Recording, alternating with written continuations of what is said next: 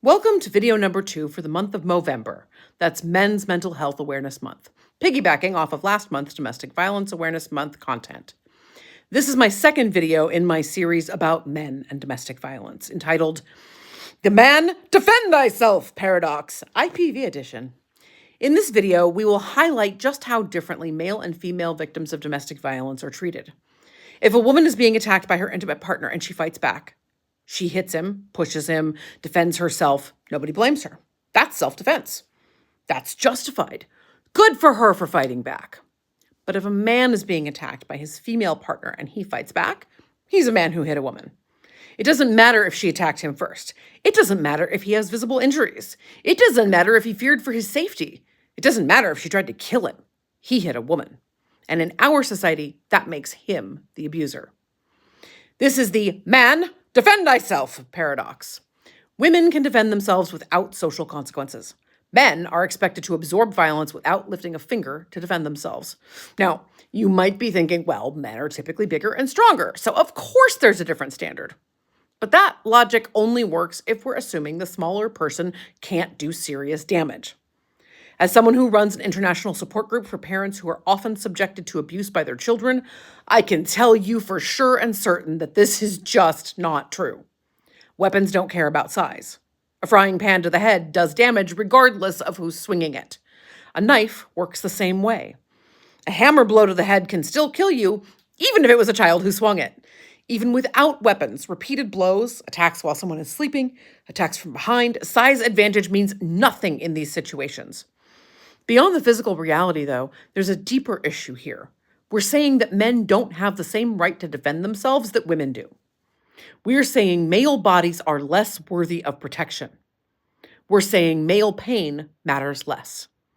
This plays out in how the system responds. Many police departments still use the Duluth Model, which was developed in the 1980s and assumes that domestic violence is about men using power and control over women.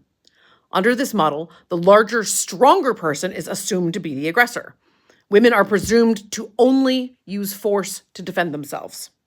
So when police show up to a domestic violence call where a man has been attacked by his female partner, they often arrest him, even if he's bleeding, even if he called for help, even if he never touched her.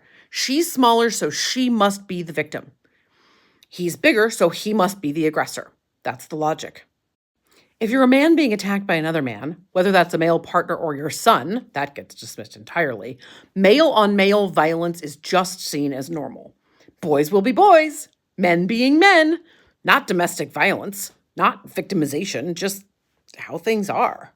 This normalization of male-on-male violence means that when men are abused by their partners, they face the additional barrier of their violence not fitting the man abuses woman narrative that dominates our understanding of domestic violence. Violence against men is normalized, dismissed, and made invisible. So, what do you do if you're a male victim of intimate partner violence? First, know this. You should have every right to defend yourself. You should have every right to safety. You are not weak for being victimized. You are not less of a man for being hurt. But also know the reality. If you physically defend yourself against a female partner, you will likely be arrested. That's not fair. That's not right, but it's the reality you're facing.